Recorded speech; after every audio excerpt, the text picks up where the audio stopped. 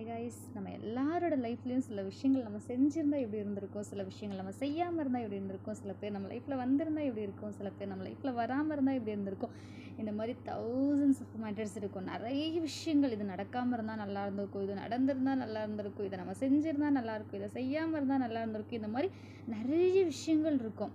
நான் ஒரு கேரக்டர் உங்களுக்கு சொல்கிறேன். இது வந்து மிட்நைட் லைப்ரரியில் இருக்க நோரா சீட் அப்படின்னு சொல்லி மெயின் கேரக்டர். அந்த கேரக்டர் லைஃப்பில் சடனாக அவங்க அம்மா இறந்துருவாங்க, அவங்க அப்பா இறந்துருவாங்க, அவங்களோட கேட் இறந்துருவாங்க, அவங்களோட லவ்வர் அவங்கள விட்டுட்டு போயிடுவாங்க. லைஃபே ஒரு மாதிரி ரொம்ப எம்டியாக இருந்திருக்கும். ஒரு கட்டத்தில் அவங்களால அந்த எம்டினஸை தாங்கவே முடியாது. வேணாம், நம்ம லைஃப் நமக்கு இதுக்கு மேலே லைஃபே வேணாம், நம்ம லைஃப்பை முடிச்சிக்கலாம் அப்படின்னு சொல்லிட்டு அவங்க சூசைட் அட்டன் பண்ணிவிடுவாங்க. சூசைட் அட்டும்போது அவங்களோட அந்த சோல் இருக்கு இல்லையா, அந்த சோல் லைஃப்க்கும் டெத்துக்கும் நடுவில் ஒரு லைப்ரரியில் போய் சிக்கிக்கும். அந்த லைப்ரரி தான் மிட்நைட் லைப்ரரி. அந்த லைப்ரரியில் அவங்க என்னெல்லாம் அவங்க லைஃப்பில் செஞ்சுருந்தால் நல்லா இருந்திருக்குன்னு அவங்க நினைப்பாங்களோ அது எல்லாத்தையும் ஒரு புக்காக எடுத்து படிப்பாங்க. அவங்க சின்ன வயசில் கிளாசியாலஜிஸ்ட்டாக படிக்கணும்னு நினச்சிருப்பாங்க.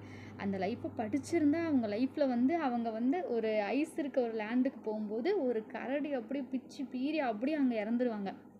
அதெல்லாம் பார்க்கும்போது நல்ல வேளை நம்ம படிக்கலடா அப்படின்னு தோணும்.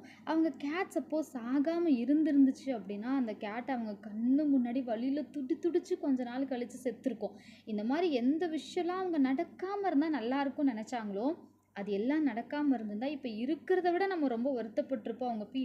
அவங்க ஃபீல் பண்ணும்போது தான் அவங்களுக்கு புரியும் இப்போ நம்ம லைஃப்பில் என்ன இருக்கோ அதுதான் நமக்கு கிடச்ச ரொம்ப ஹாப்பியான மூமெண்ட்ஸ். அதை நம்ம வாழணும்னு சொல்லிட்டு லைஃப்பை திரும்பவும் ஸ்டார்ட் பண்ணி அவங்க லைஃப்பை போய் ஹாப்பியாக வாழ்வாங்க. இதே மாதிரி தான் நம்ம எல்லோரும் நிறைய விஷயத்துக்கு ரெக்ரெட் பண்ணிகிட்ருப்போம்.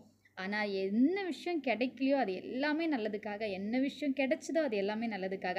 கிடைச்ச எல்லா ஹாப்பினஸோடு இந்த டேவை ஸ்டார்ட் பண்ணுங்கள். Be happy.